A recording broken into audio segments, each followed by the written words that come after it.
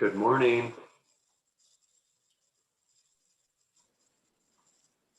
Good morning, Andy.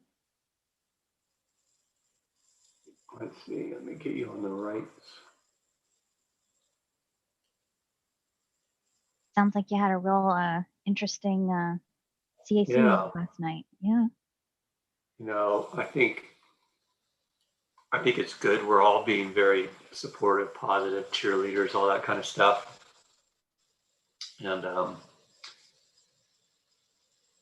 but it wasn't, the comments that you read on Teams and such, it wasn't overstated. It was good. that's good. It I think it was can really be tough. It can be tough to engage people. So um, that's really nice. I know I I keep up with my community page where I live, and people find it a lot easier to just type a comment on Facebook than to actually take their time to get involved or maybe make a change that they want to see. good. Let's see here. I want to get.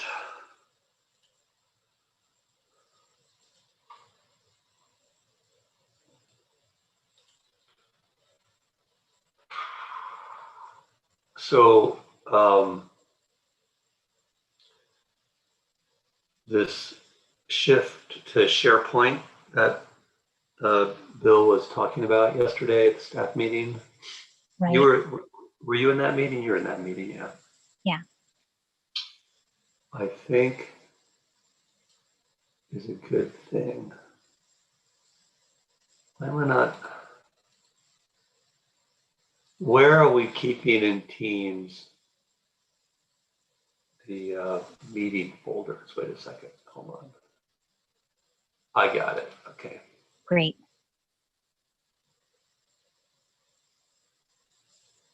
So load the agenda. Yeah, I think we moved that once or twice, so maybe we can keep it there for a while till we get used to it. Yeah. Well, I think um, to me, the logic that it's sitting in the the zoning administrator channel with that subfolder meetings is perfect.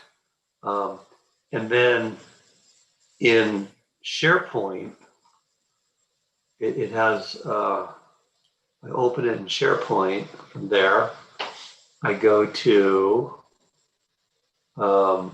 documents, I guess there must be a folder called Head Zoning Administrator Documents, Meetings. Then we have this current meeting. That all works. The question is, what do we do? Do we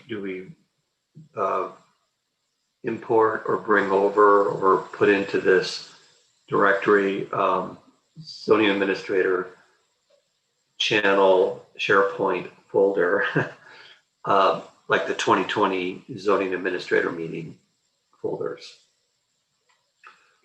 Or we're Yeah, just, that'll be the structure of that, I think, will end up being something that Andrew and Patty, and they mentioned somebody else that from IT, they'll end up determining that structure. Kevin King says we can structure it so that it looks a lot like the eDrive so everybody's more comfortable with it.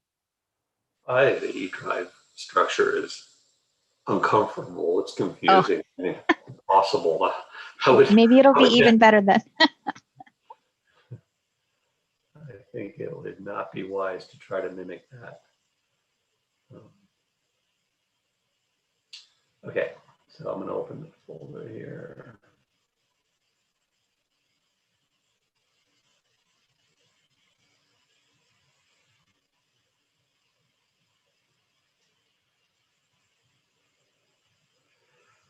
Well, I'm hoping the Catalyst here will help us have more standardized file management and less about, not organized around the planner, but more about the project. So let's file things by address or not by planner. Definitely. That makes so much more sense for like PRA research too. Yeah, and it would then mimic the physical world or physical filing system.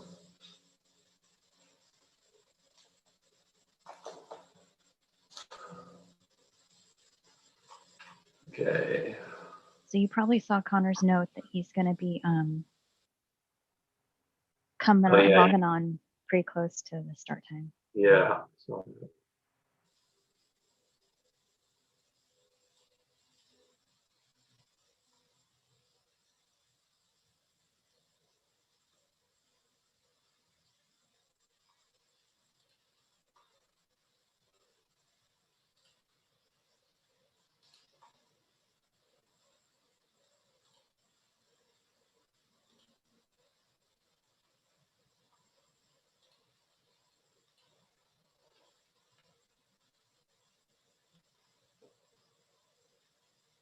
All right, I'm going to mute myself till we get closer to the start time.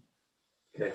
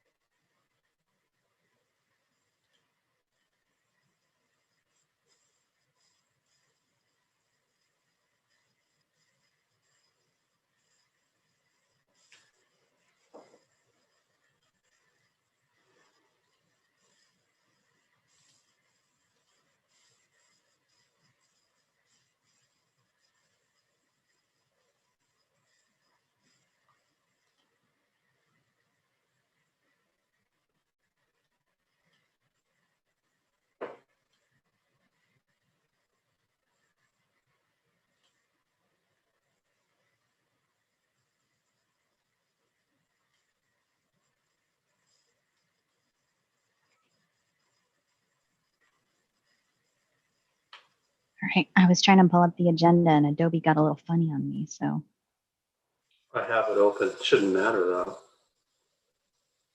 no, it's fine. It just, my screen started getting all funky. So I copied the final agenda and then renamed it action minutes, and that's where I'm going to record, the whatever. Okay. So, and I'll, at the end of all this, sign it with a date stamp. So we won't have to email stuff back and forth. I'm hoping. And I'm so clever, I have open tabs in SharePoint for each of the items. Devonshire, Avalon, and then Adam's thing is not happening. I don't understand what pulled back means. Is that continued or? No, I think well, maybe that's not the right word. Maybe the right word would be elevated or something. I think it's going to go to DRB. Oh. Yeah, I would say Adam and or you should move this project out of the agenda folder or the hearing folder because it wasn't put on the agenda.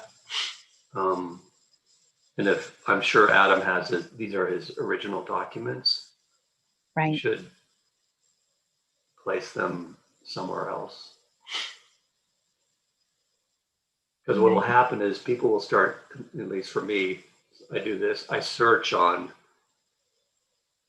2020 or 2021.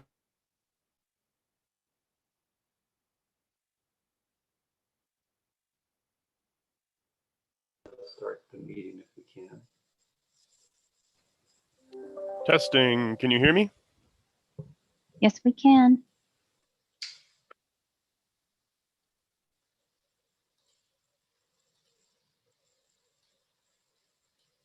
All right, are we live, recording secretary?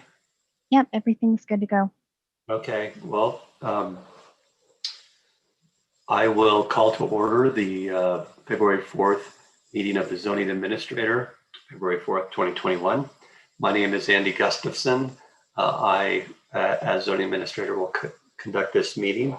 We're doing this as a virtual meeting because of health orders in place in response to COVID-19. And this is a Brown Act meeting. We will conduct it in the same manner as we would if we were all in person. We have an agenda and we'll go through each of the items.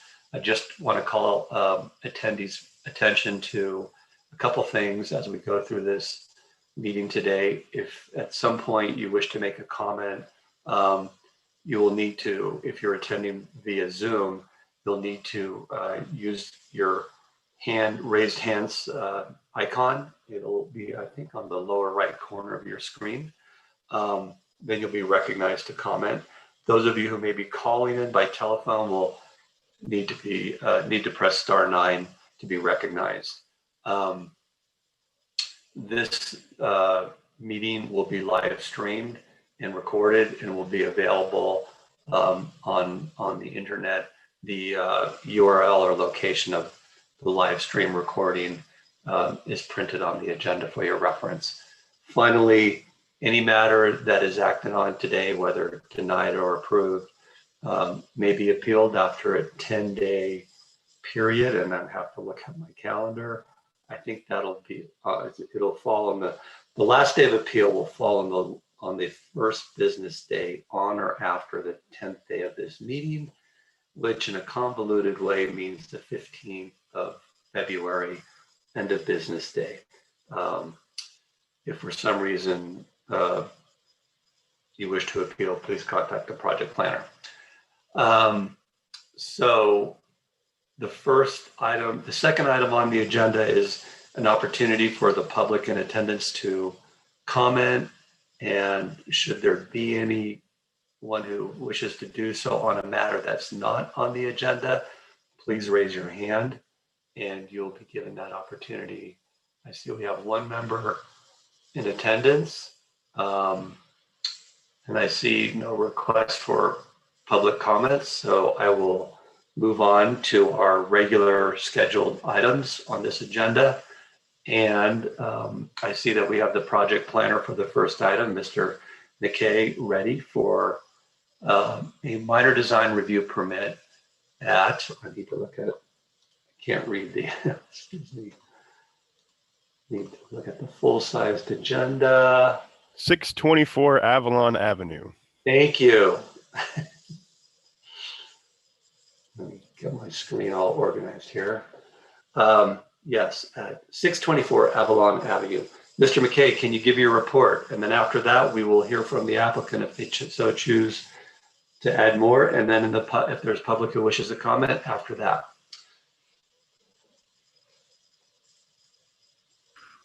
Great, thank you, Mr. Zoning Administrator. And I don't believe the applicant is wishing to make a presentation, but they are available for any questions. So this is the Avalon Apartments Improvements Minor Design Review Project located at 624 Avalon Avenue. This minor design approval would allow the construction of a garage, manager's office, and storage area totaling approximately 1,500 square feet at an existing multifamily residential development. Here's the project location within the city of Santa Rosa.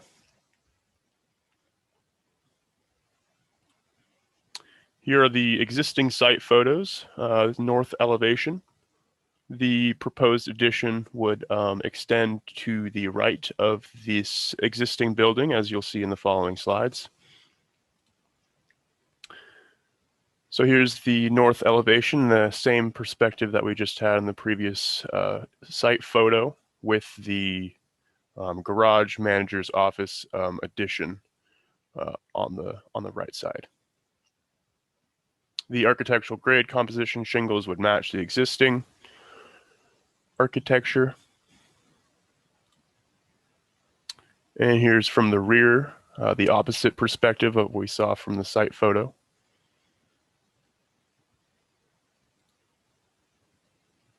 We have the some select findings that are required to be made by the zoning administrator in order to approve this project. The project has been reviewed in compliance with the California Environmental Quality Act and qualifies for an exemption for the construction of small structures. And with that, the Planning and Economic Development Department recommends that the ZA approve this minor design review, which would allow the construction of a garage, manager's office, and tenant storage area totaling approximately 1,500 square feet at an existing apartment building development located at 624 Avalon Avenue. And I'm available for any questions.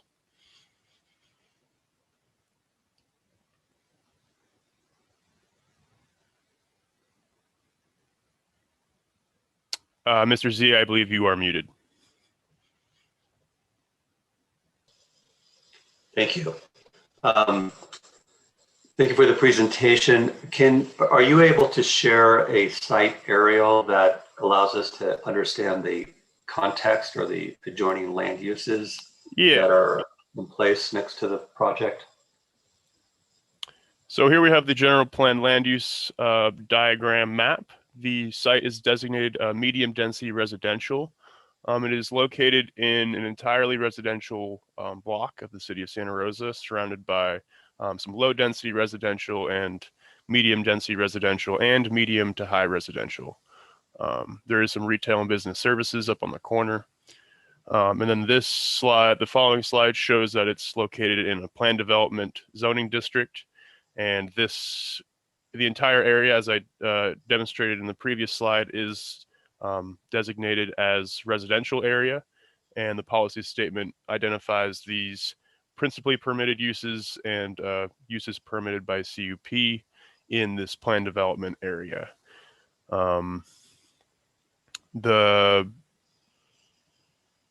This is not a new use or anything like that. This would just be in addition to an existing use, and therefore no use permit is required. So do you have an aerial that shows the actual development site?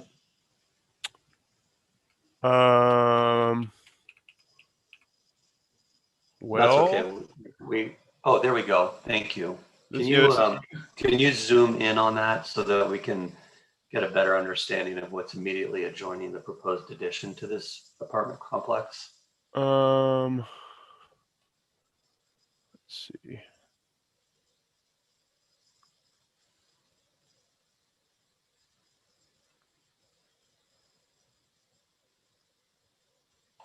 Thank you. So yeah, it's not super high resolution, but we have low density residential uses and medium density residential uses in this general area. And immediately adjoining to the west or on the left side of the project, which that's multifamily as well Yes. currently. Okay. Okay. Thank you. That's helpful. All right. Does the applicant or applicant's agent wish to comment, add more information to Mr. McKay's presentation? If so, please raise your hand and you'll be recognized.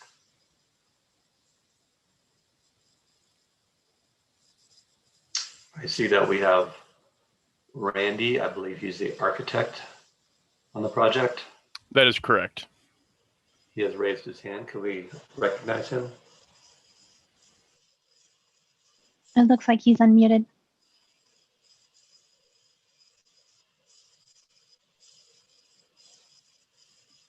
Randy, if you want to go ahead and try your sound.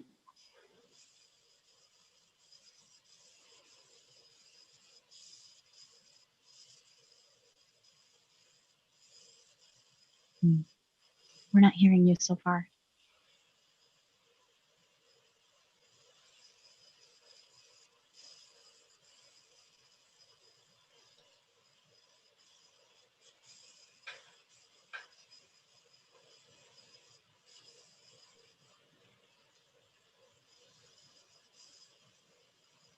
You can try the call-in option if you're having trouble with your computer sound.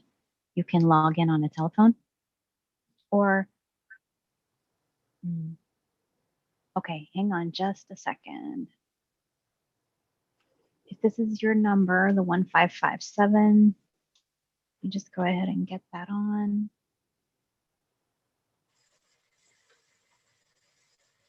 Okay, give that a try. Caller ending in 1557, is that you, Randy? Yeah, can you hear me now? Yes, we can. Thank you. Perfect. Sorry about that. Sometimes Yeah. depends when I actually dial in on the phone.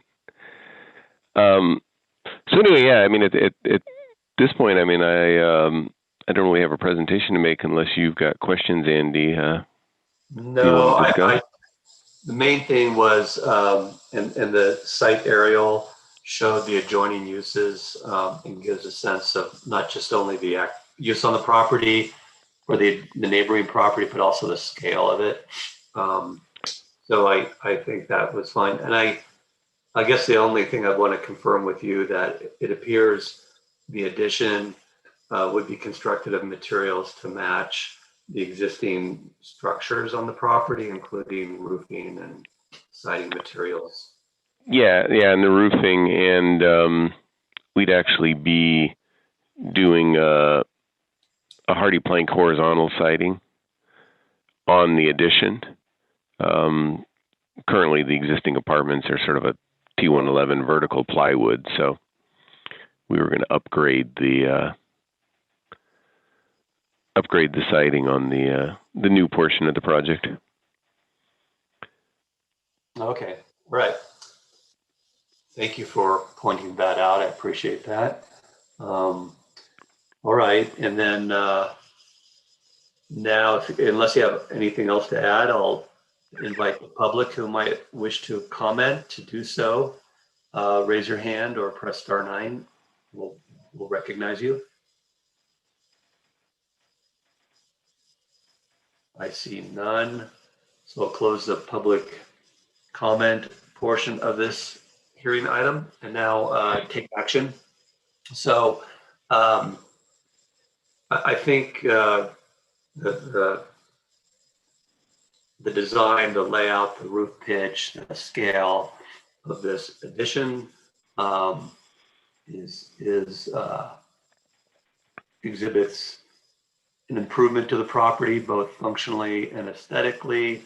While maybe the siding doesn't match the existing T111 on the main structure, it is, I imagine, going to be finished in a way that is complementary to that existing multifamily building. I note that the roof pitch appears to be the same.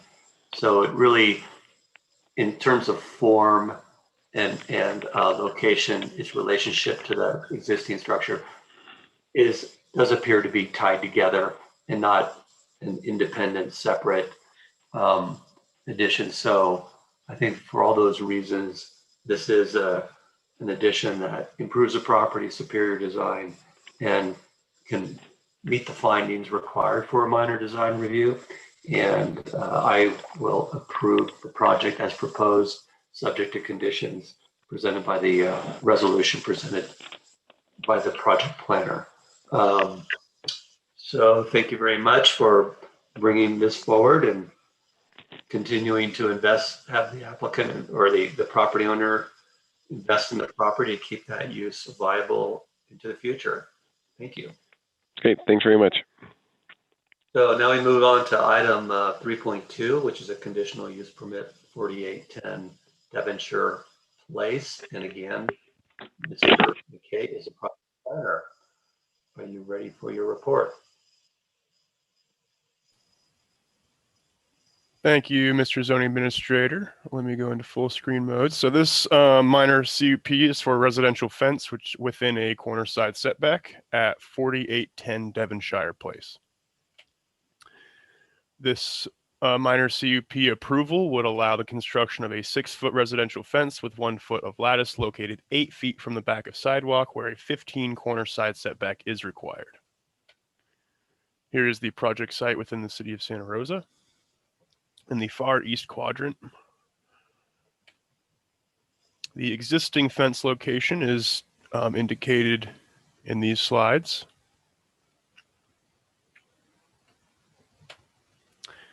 So the proposed fence location is outlined as green. The existing is red. So it would bring it an additional 10 feet closer to the sidewalk. It's currently at 18 feet, so this proposal would result in the fence being located 8 feet from the back of sidewalk. And there is no driveway vision triangle concern or vision triangle concern at the corner of Stonehenge and Devonshire as well. And that is outlined here with a very rough vision triangle analysis. The proposed fence location is marked as brown, whereas the vision triangle is outlined with those 30-foot black lines with a white line shading. And as you can see, the proposed fence location is nowhere near this vision triangle. And staff has determined that the proposed fence location adequately provides visibility for pedestrians walking on the sidewalk and would not result in safety concerns resulting from a car pulling out of the driveway. We have select findings for the conditional use permit. This project has been reviewed in compliance with CEQA and qualifies for an exemption for the construction of small structures. And with that, I recommend that the ZA by resolution approve this minor CUP, which would allow the construction of a 6-foot residential fence with 1 foot of lattice located 8 feet from the back of sidewalk, where a 15 corner side setback would otherwise be required. And I'm available to answer any questions. Yeah, can you, okay, I do have a question, but I'll hold it until after we hear from the applicant, if they wish to comment at this point. If so, please raise your hand, or I only see one person in attendance, so I'm assuming is the applicant. All right, so we don't have any requests to be heard by the applicant or the applicant's team. Now is an opportunity for the public who might be in attendance to comment. If you so wish, please raise your hand and you'll be recognized.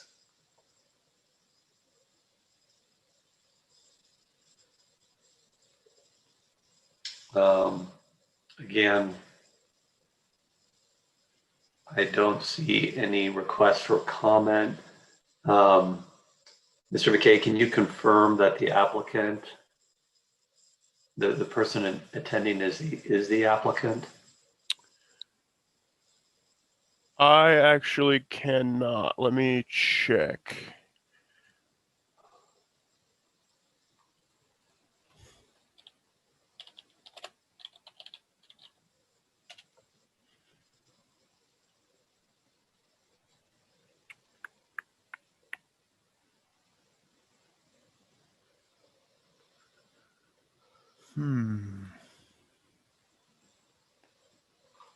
Okay, well, I'm going to, I don't believe that the attendee is the applicant. okay. So if the attendee is a interested party and you wish to comment, your opportunity to do so is now. Please raise your hand.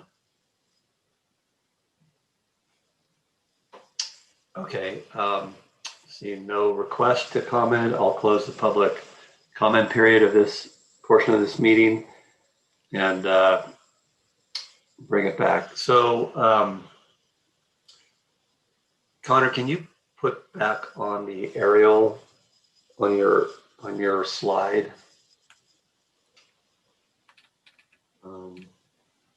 Yes, and I have access to the project plans. I just want to check one thing on this. This is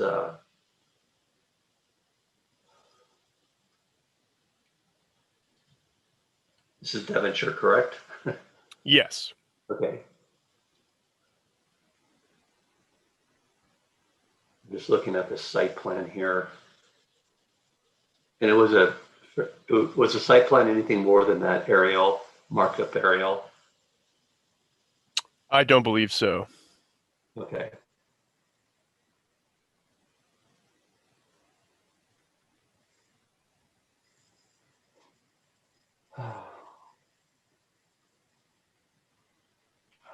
Well, it's not, the file is not opening. Oh, here it is.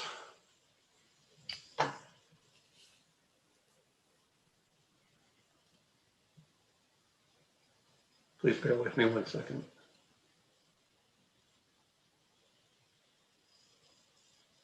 Oops, the address is not correct on these slides. Yeah, I apologize for that. That's okay. I was just confirming they're very similar. Can you go back to that corner shot, the low oblique aerial corner shot? I think the conclusions are the same. This one. So I don't think this is the same house, but nonetheless, I can confirm from the aerial that was submitted, the plan that was submitted by the applicant, that the vision triangle is not an issue with regard to the extension of this fence. And then likewise, the position of the expanded fenced area on the side yard will not impact the adjoining property owner's driveway view line. So I think all's good. Okay. Yeah, sorry about that.